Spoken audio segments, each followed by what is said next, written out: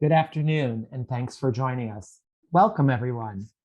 Thank you for joining us for today's webinar. My name is Lee Montville, and I'm the Director of Special Sales and Business Development at Springer Publishing.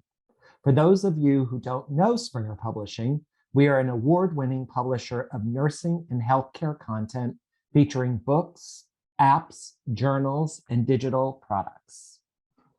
Today, we are presenting the consideration of lifespan development through a cultural and contextual lens for educators in the helping professions with the authors of the recently published Lifespan Development text, Kelly Coker, Christy B. Cannon, Savitri V. Dixon-Saxon, and Karen M. Roller. These presenters will highlight the ways in which developmental theories are applicable to contemporary life through different developmental theories and approaches, and present some case studies to demonstrate how clinicians can use their knowledge of development to support client growth. Our speakers today include Kelly Coker. Kelly Coker is a professor in the counseling program at Palo Alto University. She has been a counselor educator for more years than she can count, and as part of this work has published and presented a lot. As a licensed clinical mental health counselor and board certified telemental health counselor, Kelly works with a small handful of clients in the telemental health private practice. Christy B. Cannon is a counselor educator, licensed professional counselor, and current director of counseling programs at Southern New Hampshire University.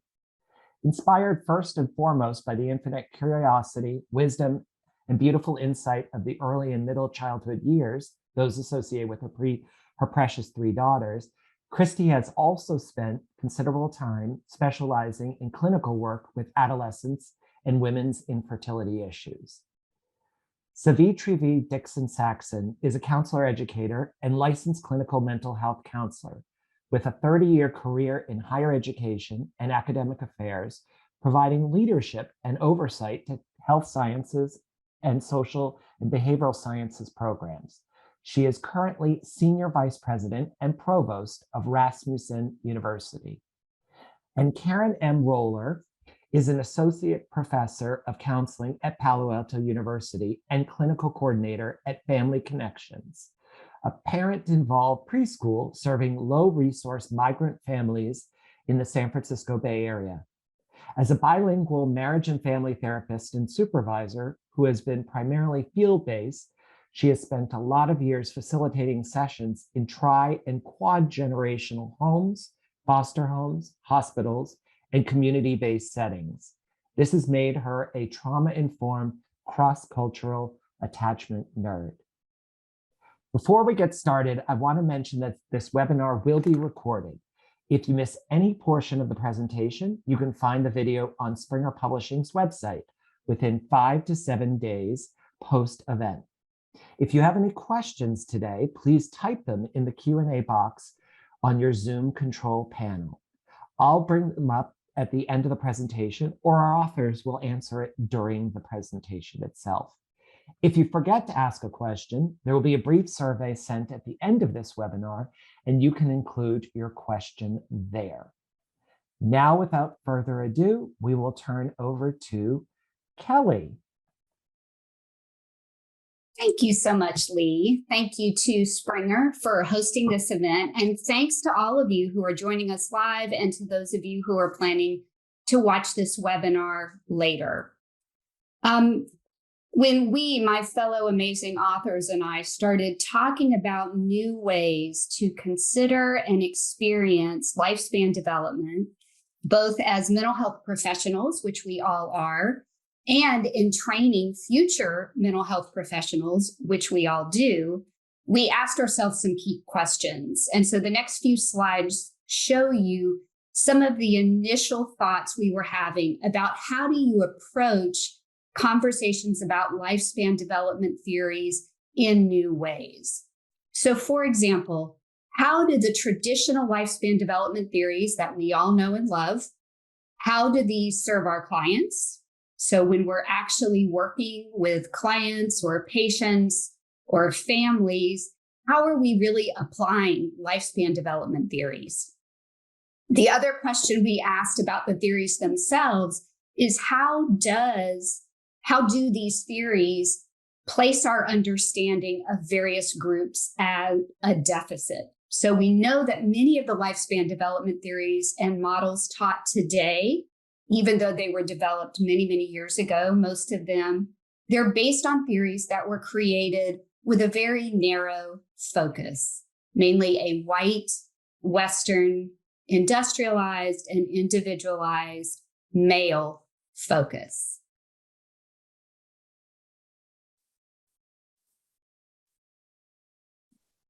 Thanks, Kelly.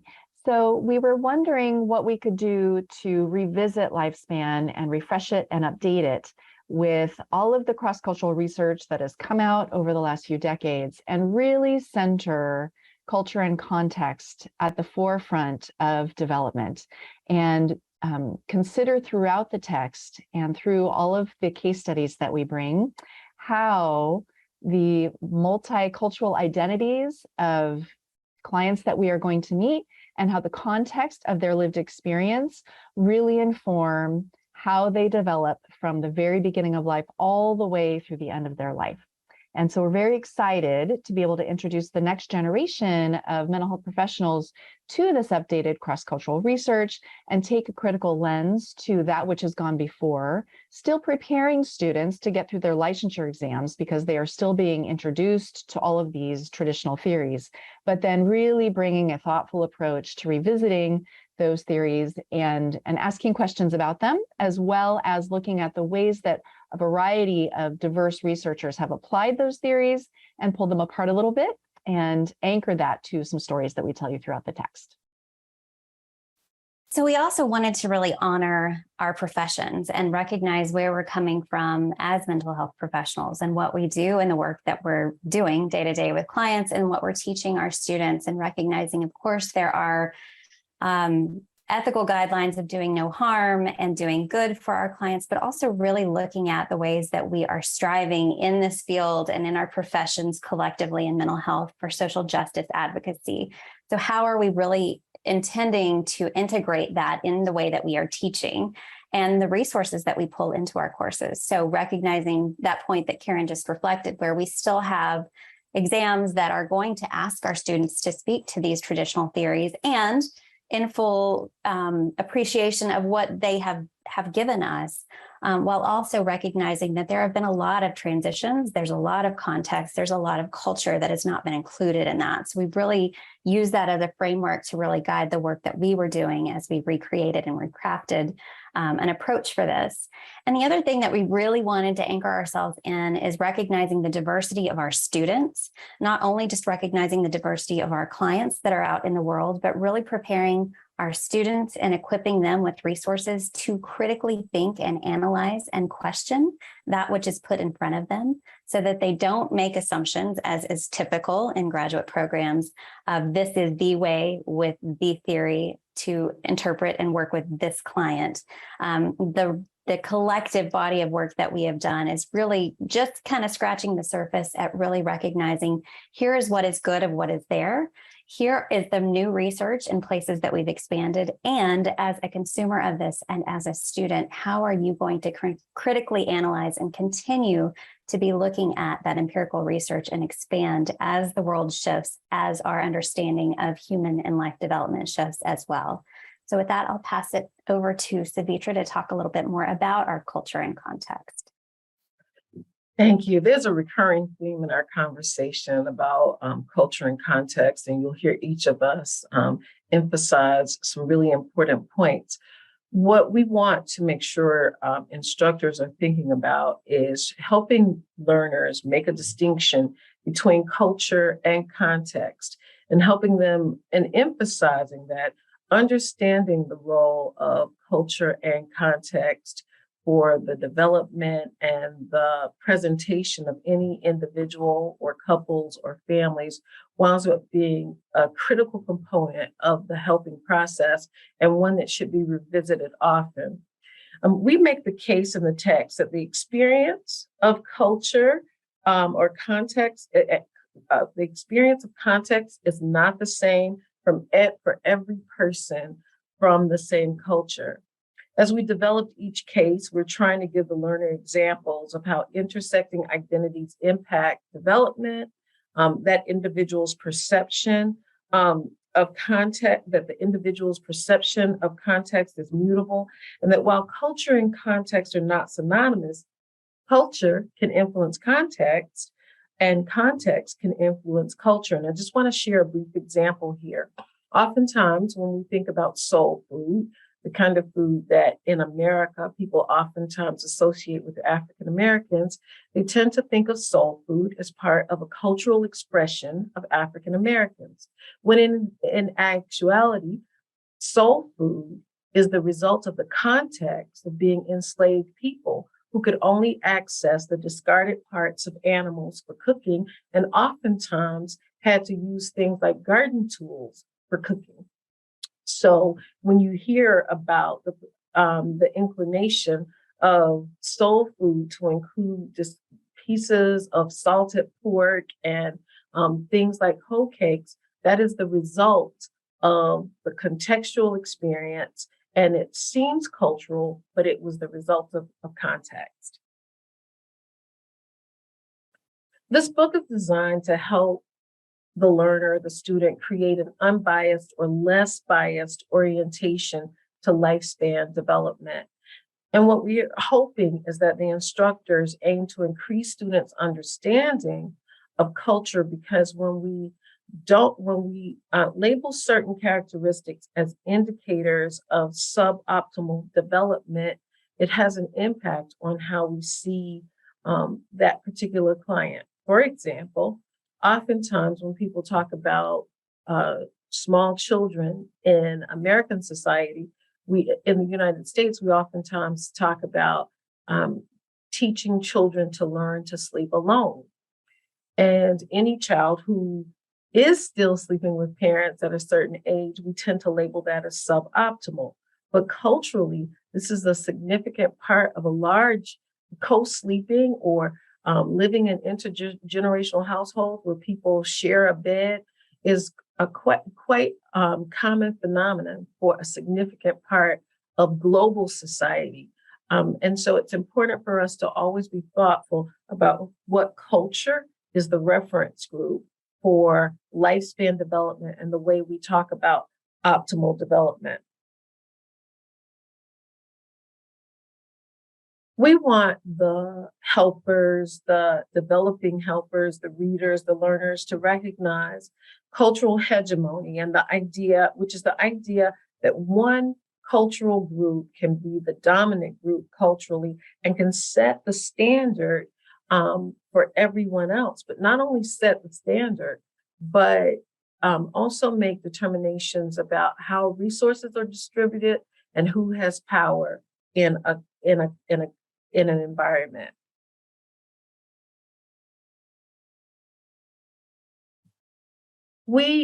I want to talk to you about both cultural and contextual privilege, but I want to just introduce you to the idea of cultural privilege, which is a term that I think is really important for students to understand. Cultural privilege, when we talk about people's values and beliefs, etc., cultural privilege really refers to being able to express your customs freely, being able to express yourself musically or with your food and clothing and not being identified as exotic, not having to explain yourself or what your cultural group does or why you do things are examples of cultural privilege. This conversation about culture, power, and privilege, this slide I think is really important because we want to make sure as a student progresses through a lifespan development course and as the student reads this book, that the student has the opportunity to understand how we might make different decisions in our approach with individuals, couples, and families if we consider the role of culture, power, and privilege in their development. You know, as we think about identity development, it has been the tradition in our society to identify one group, one cultural group, as the reference point.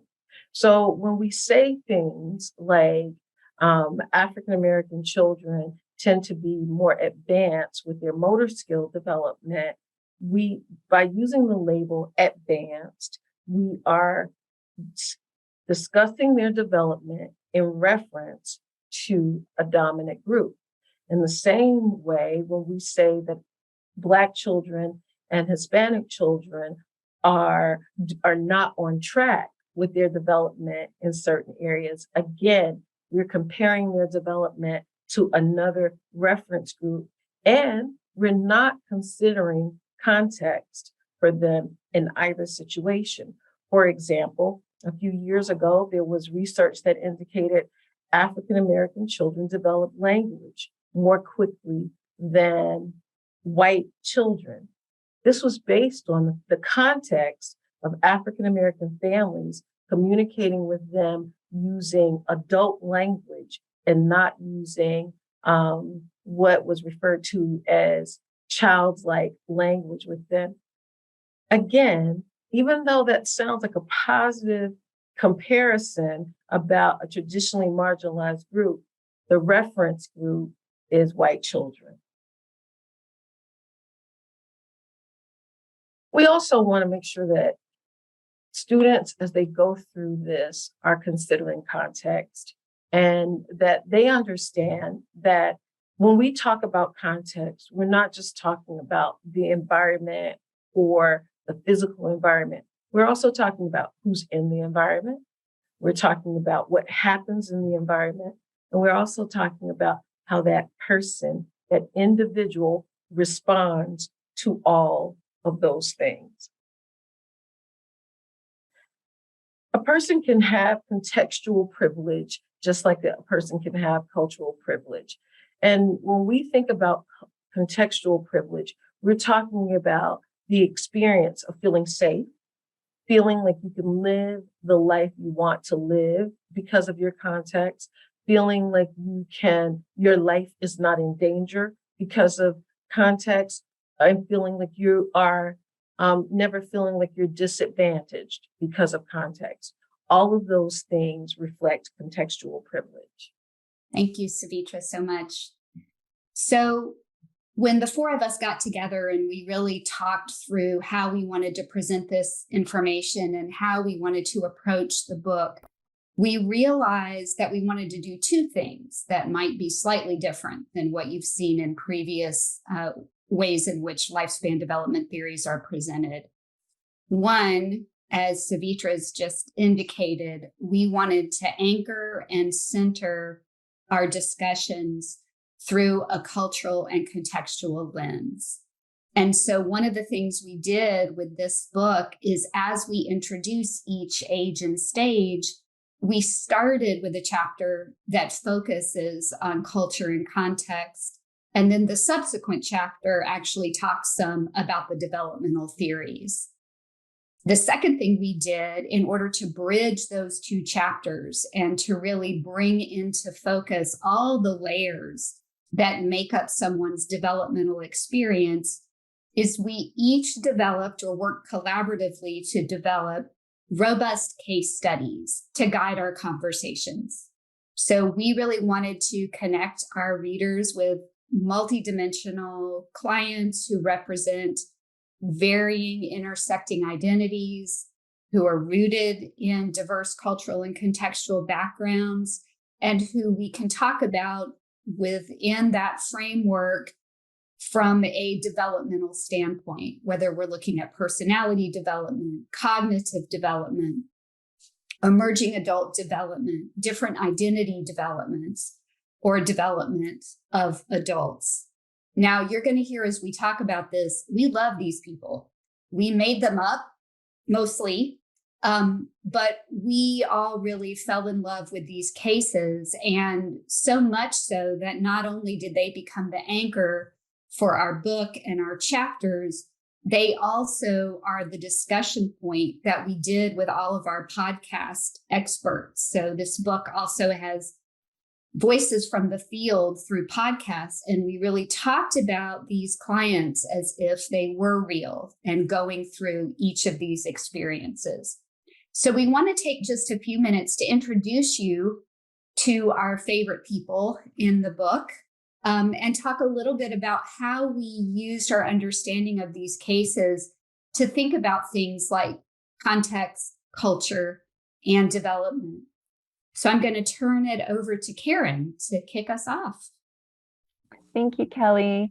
So to address the beginning of life, we centered an indigenous family from southern Mexico who has 2 children. And we talk a little bit about the very cohered, shared experience they had as a young couple and a couple that has become a family with their first child, and how they have a multi-generational support system around them on their traditional lands with access to healthy water and places to grow their food. And what an optimal experience that is for a child coming in, to have that kind of situational support for the parents to make that adjustment, and how lovely that was for the family to have that support. And historically, how as a species, we have needed that support in order to welcome a new child into the tribe. And then we tell a story about how corporate agriculture encroaches on these traditional lands, and Maslow's hierarchy of needs for this entire community starts to get pulled out like Jenga blocks from the bottom, and housing security and food security and clean water start to be pulled away from this whole group. In the midst of this, a second child is conceived, and he is centered as our case study here, Shkenda. And we talk about the meaning of his name, how the family chose the names of the children, what that represents in their culture and in their experience, and how important the naming of a child is. And then we address pre and perinatal psychology, the etiology of what happens in multiple stress families when a gestating child is just trying to grow. And if you have first pass metabolism being flooded by poisons in the environment, what can happen to a developing fetus? This family has to migrate on foot while this mother is pregnant, and the chronic stress of that creates inflammation. And we tell you scientifically what the research says about what happens to babies that are exposed in these chronic stress environments. And we tell you the story of what happens to the birth and the bonding and the early attachment processes going on for this family, and how different it was for them with their first child compared to their second child. So we really highlight the context, even of a family system that can change over time, not even over that much time, and how different the amount of support was for them with the first child than the second child, and how within a family system, sibling sets can have a very different experience of their parents and of all the context around them, and how that kind of chronic stress can show up when children enter into the school system. So here we're really trying to introduce for school counselors a lot of the stressors that will have happened out of their view and outside the view even of dominant culture before a child arrives to school, and how that might present itself biobehaviorally and what clinically we might need to do with that. And then we have our expert from the field really address some lesser known intervention approaches to bring you and the readers a more broad understanding of ways to work with folks anywhere on the lifespan that might have some really intense impingements at these earliest stages when our nervous system, our brain and body are being formed, and our early foundational identity development is being formed. There's so much that gets stacked on top of that. And we want to make sure that your readers understand that even in our 40s and 50s and 70s, there might be some sort of wrinkles in the hose, if you will, that were placed really early in life, and we can revisit and resolve some of that early trauma. So I hope that that helps your readers get really excited about how integrated the field of development is now, really drawing from medical science and psychiatry and embryology in order to fully more understand what is happening for us when we enter into the world early in life. Thank you, Karen. And as you would likely anticipate, those chapters do a beautiful job of setting the stage and really indicating how we progressively through the lifespan are impacted by early and, again, peri and prenatal development. And then as we move into what I had was my middle childhood and adolescence chapters. These years, not surprising to most, are often centered around increased peer relationships, a shifting of relationship with parents and guardians. It is often associated with school and school experiences. And so what I wanted to do in my two chapters was look at that swath of time, which is really only 10 years, but has a vast amount of change associated with it, mentally, emotionally, physically, physiologically. So we introduced the readers to Dev. So Dev is, at the time we wrap with Dev, a 13-year-old transgender boy. What I wanted to do was really look at what are those developmental arcs going on for him as he is coming into his identity, even at the earliest ages of 6 and 7 and 8, and recognizing for himself that he was male. And what does that mean for him to be centered in a family that is Muslim and Indian and from a collectivist culture, with parents that have their own experiences being first-generation immigrants to the country, how they're identifying themselves, what that means in terms of their community, what that means for them as parents and as individuals, and really trying to unpack that, recognizing that, again, as we see or have or work with clients or even potentially families, there's such a diverse experience that is going on. And as we see with Dev, again, we've got these highly volatile layers of identity development he's trying to work through and figure out who he is, layered that in with peer and social and school elements, layered also with his family and understanding of their acceptance and non-acceptance of that. Also thinking too about the physiological changes. What does this mean both for this impending, development with puberty, but also as sex drive increases? Are we talking about gender identity? How are we talking about sexual orientation identity? These are all pieces that get wrapped up in lifespan development, and that can be increasingly complicated as the higher levels of intersectionality occur. So part of what we wanted to do, again, with these chapters is look at kind of that global shift and where we see the needs of Dev working through with the social worker he's working with.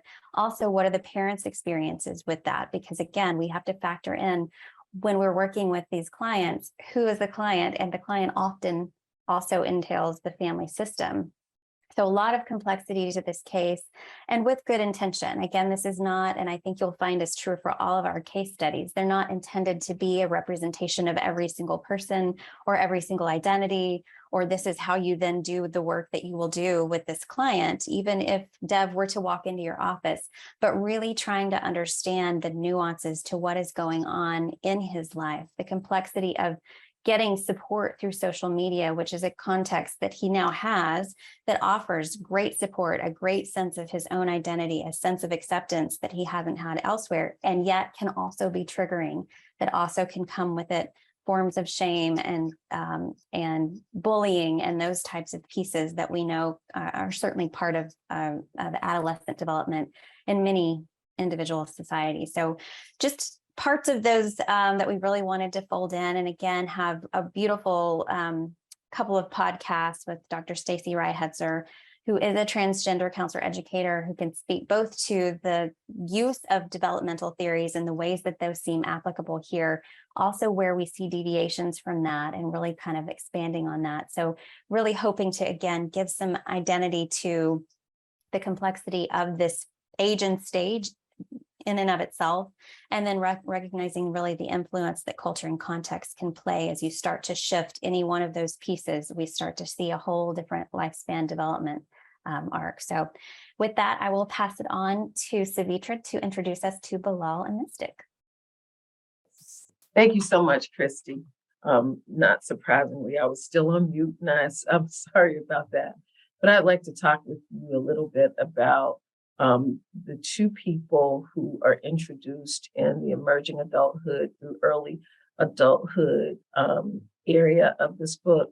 They are Bilal, an African-American male who's 28 years old, and Mystic, an African-American female who's also 28 years old. You know, these two cases highlight the importance of understanding development through the cultural and contextual lens. We're focusing on emerging adulthood as distinctly different from adolescence and early adulthood. And so because we present Mystic and Bilal to you because they're two people in relationship with each other. And based on what we understand about emerging adulthood, we would think at 28 years old, they were beyond emerging adulthood and into early adulthood. But what you see as you learn more about the two of them is that Bilal is more, he's leaving emerging adulthood, but he's still there. And Mystic is just beginning to move into early adulthood.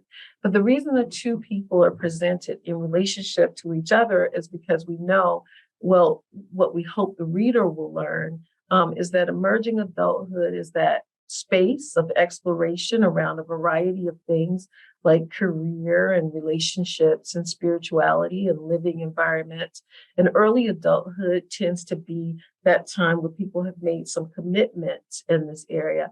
So we thought it was really important to bring these two people in relationship with each other to the reader, for the reader to start to get an understanding of lifespan development in relationship to others. Because as Karen and Christy have both already shared with you, the development doesn't take place in a vacuum. As the reader learns about Bilal, you'll see that I was highly influenced by the circumstances or what was happening in our world.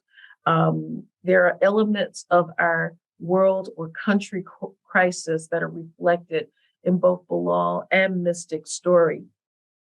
In addition to focusing on lifespan development theorists like Erickson, we also explore Arnett's theory of emerging adulthood and early adulthood and a lot of other theorists, but we also focus on things like the role of African-American mothers in the psychosocial identity development of African-American males. We talk about the dependency and connection that African-American people tend to have to family much longer than the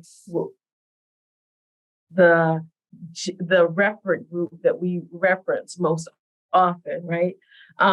We also explore the context of racism and stereotypes and discrimination and how they have an effect on things like job acquisition, safety, relationships, all of these things converging to shape development.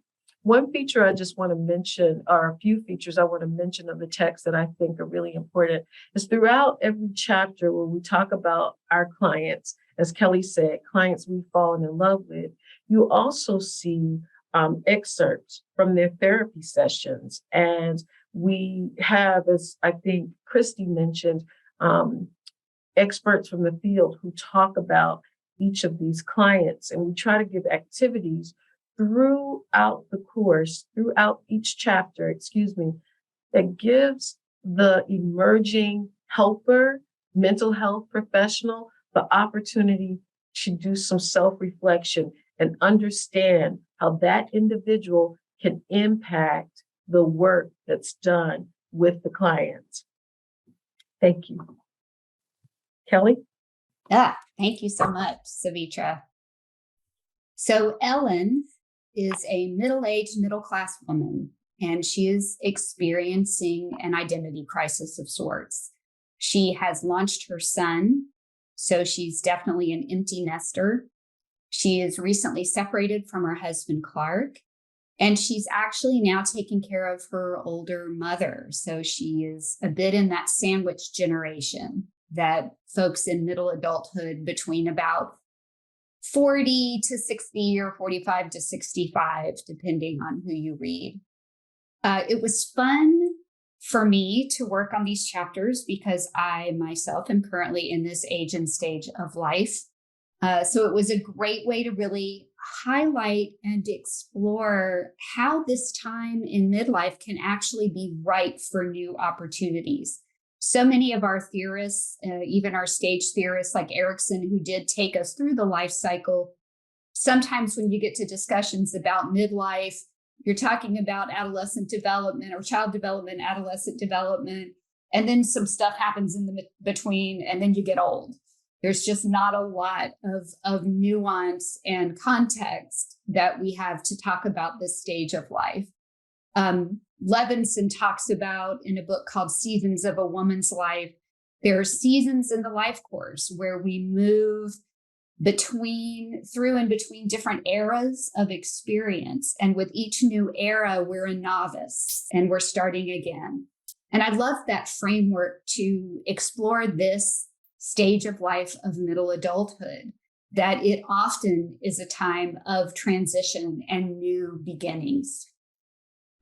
We consider some of the cultural features of Ellen's case using Hayes's addressing model to really examine intersectionality, because it's very easy to see Ellen as primarily occupying a place of privilege, which she does in many ways.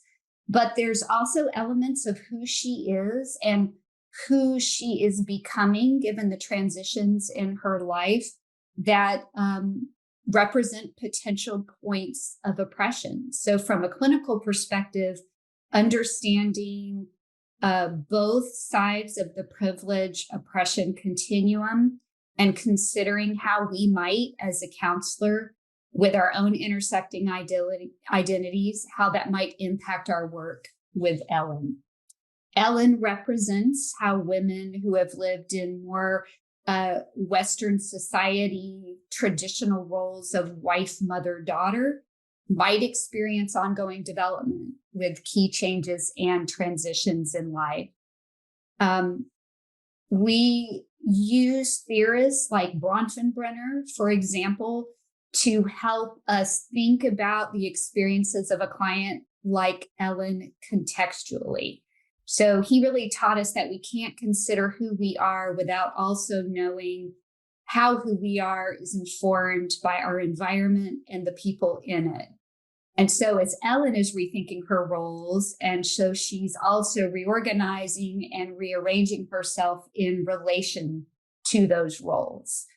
It was also fun, as Savitra said, to kind of explore the relationship between Ellen and her counselor, and then between Ellen and Clark and their marriage therapist in the subsequent chapter, and really looking at how exploration of, say, moral identity development, and how Clark as a male and Ellen as a female are impacted by, say, Gilligan's view of moral development versus Kohlberg's view of moral development. So really thinking about how do we tie in our understanding of intersectionality, of developmental theories that anchor us into the experiences of those in adulthood, and how even as we're in adulthood, we experience transitions and we become novices and we go through changes that put us in different social locations than we have found in the past in our lives. Is something that was fun for me to play with in the chapters on middle adulthood. So Savitra and I had the opportunity to do some collaboration on chapters that we rounded out the book with, talking about late adulthood. Savitra, I'm going to let you take this one and I'll jump in if I've got something to add, but please talk to us about Rose. Yes. So yes, Kelly is right. We worked on this together, and besides it just generally being a meaningful collaboration, I think it was also very personally relevant. And if you have an opportunity to talk to any of us individually, you'll find that that was the case, that there was a lot of learning that took place even as we were writing. I feel that when we talk about and focus on late adulthood and the end of life area of lifespan development, I felt like it was a privilege actually to have an opportunity to write about this. And it's something that I burned and yearned for students to have more opportunities to learn about this particular age stage of development. To be honest with you, in hindsight, I almost wish it was where we started in the conversation, because I think that it goes such a long way in helpers helping their clients create a path with the end in mind, to think about the decision making and what is happening at each stage of development and how it contributes to a person being able to live well or successfully age as is individually defined. We began this chapter asking the reader to consider successful aging by introducing the reader to Ruth. Ruth is a Black woman of Jamaican descent who is a widowed lesbian with dementia in a long-term care facility. And, you know, as Christy was talking about, the identities and the case conceptualization, they really were not contrived. We were really trying to help the reader understand that there are so many layers and so many intersections to a person that as a helper, you have to commit to learning. You have to commit to the dynamic nature of the process and being in relationship with that client or the family or group. As you work with them, you are exposing yourself to new information every time you interact with the client. In this chapter, we consider the cognitive and physical decline that can take place at that time, but also how people contribute. We share with the reader the task of late adulthood and end of life, but we also explore how this varies by culture and context. One persistent theme in this chapter is the availability of support for an individual at this stage of life, and the opportunity to contribute and the opportunity and having something to look forward to. Our experts from the field did an outstanding job in helping us in not just our conceptualization of roads, but really thinking about how what we had to offer to the reader about how they can support a person at this stage in life.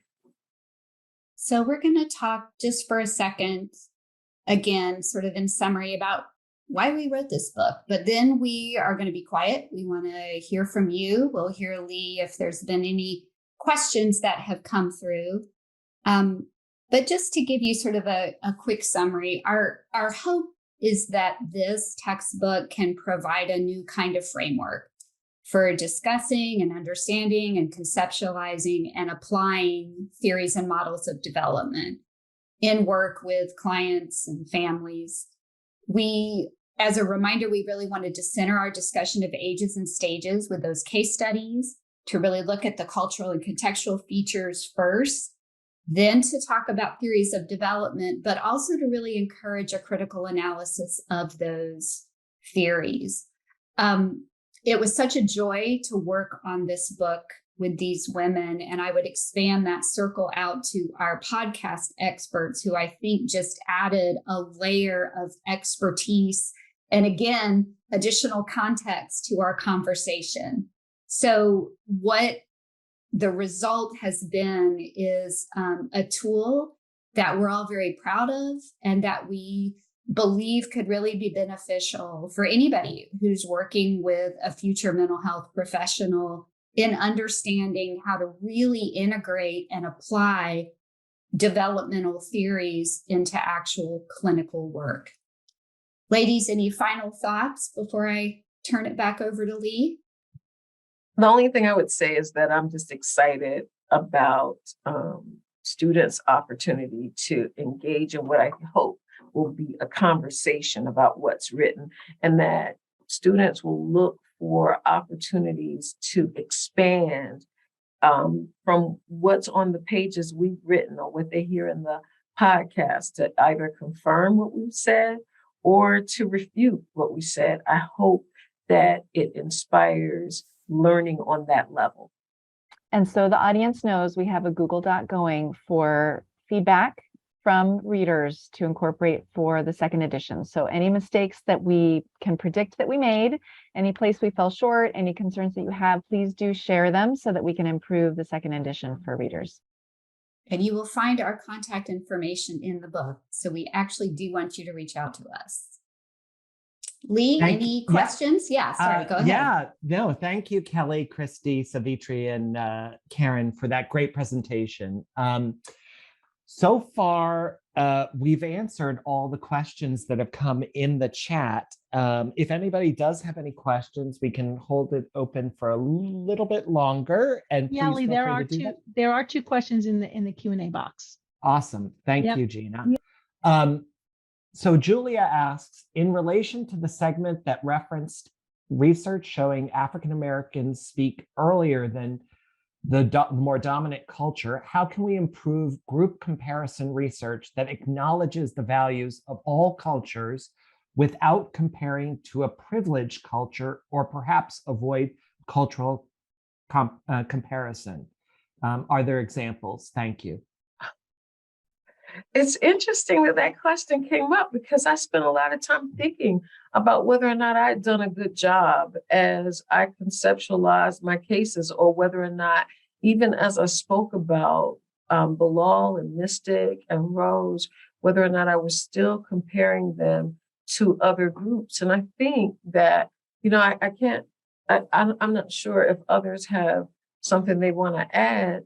I think it is this orientation to thinking that a person and a culture is good enough. And as you describe the individual's experience, or you describe a cultural experience, you are looking for the opportunity to describe it from a strength-based perspective, and that you have the ability to demonstrate, especially when we talk about development in context. A lot of what we see is really resilient, and I will just, if you all will indulge me, I'll share an example that my father, a career educator, shared with me. And it goes back to our understanding of Grafenbrenner. He talked to me about how many times young African-American boys were brought to him for having discipline problems in the classroom. And he started working with his faculty to understand that a lot of times you were dealing with young boys who had a lot of responsibilities that were significantly greater than some of their counterparts. It wasn't that their situation was at a deficit, but he talked about the fact that, in his relationship with some of these boys, he understood that this was the adult on the scene in the mornings when the children were getting ready to go to school. And that child was responsible for feeding siblings and helping those siblings get dressed and navigate their way to school. So it was really a challenge for that child to be put in a role where someone was dictating that individual's every action because it wasn't something the child was accustomed to. I think that if you look at that one example, there are a lot of strengths that I just described. If you describe it in relationship to someone else, you start to think that that child is disadvantaged. But when we see that child later on, we'll see that that's probably a person who doesn't struggle with decision-making in the way that somebody else might struggle with decision-making. So I guess what I'm offering is, and I love the question because I was just thinking about that today. How did I talk? Did I just try to explain things, or did I try to talk about things from the perspective of the strengths of individuals and us using those strengths as the foundation for how we help that person navigate life and make decisions at the crossroads? Karen, Christy, and Kelly, what would you add? Because that was an awesome Yeah, no, that I really love what you said, Savitra. The thing I was thinking about from the question is one of the studies that I read in looking at middle adulthood and Erickson. And Erickson talks about that stage as a time of generativity versus stagnation. But again, we know Erickson's frame is that white Western male idea of what that is. There was a great study that took that stage of development, but really looked at middle adults who were white men, white women, African American men, and African American women. And one of the things this study found is that one of those groups with the highest level of generativity were African American men, whether they were fathers or not. But what they tended to do in their communities is engage in other fathering. So these men would be generative in ways that none of the other groups were.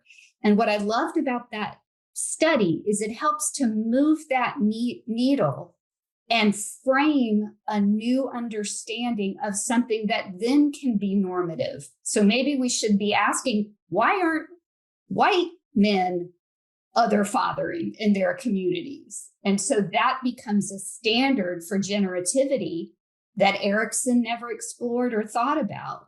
And so for me, the limitation of this book is implicit in the question. We're comparing everything to these theories that we know were normed in this very narrow way.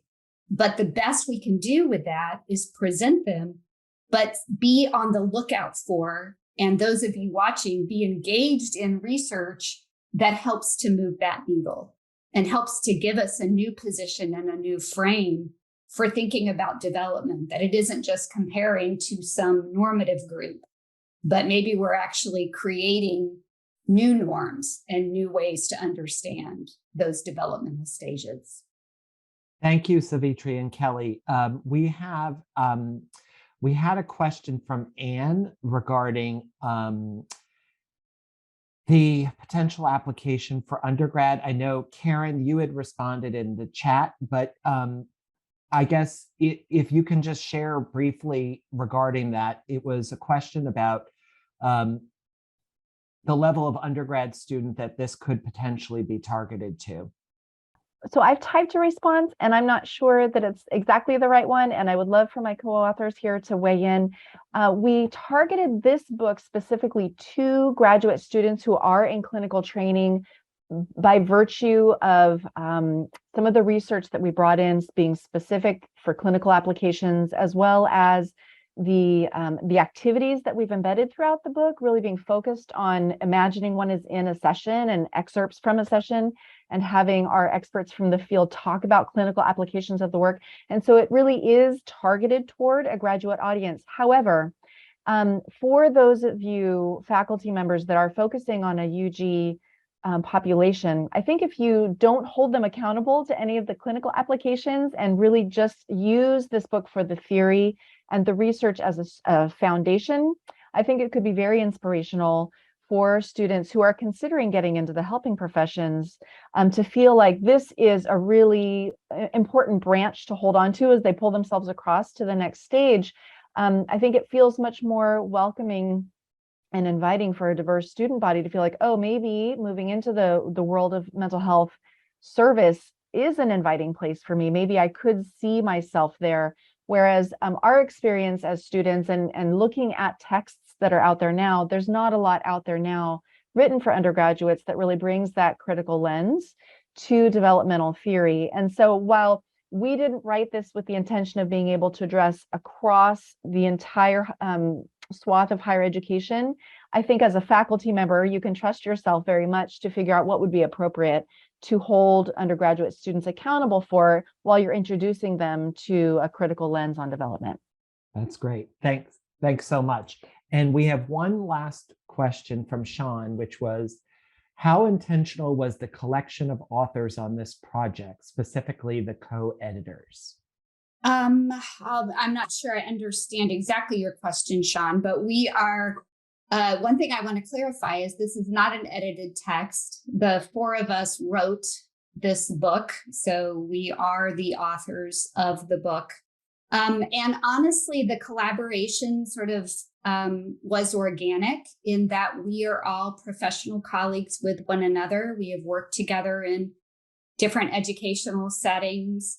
And this is a group of women who I knew a lot about lifespan development, who had taught it, who knew a lot about how to center their work with clients culturally and contextually. And so it really just became a collaboration of choice, and one where over the course of, a year and a half, I want to say 2 years, we worked really hard to be representative in our presentation of cases and to increase our representation by bringing in our experts from the field who also represent different backgrounds, areas of expertise, fields of study, and understanding of different developmental stages. Excellent. Thanks so much. Thank you, Linda, in the chat for saying thank you for this book and expanding the field to be more multiculturally competent. We really appreciate that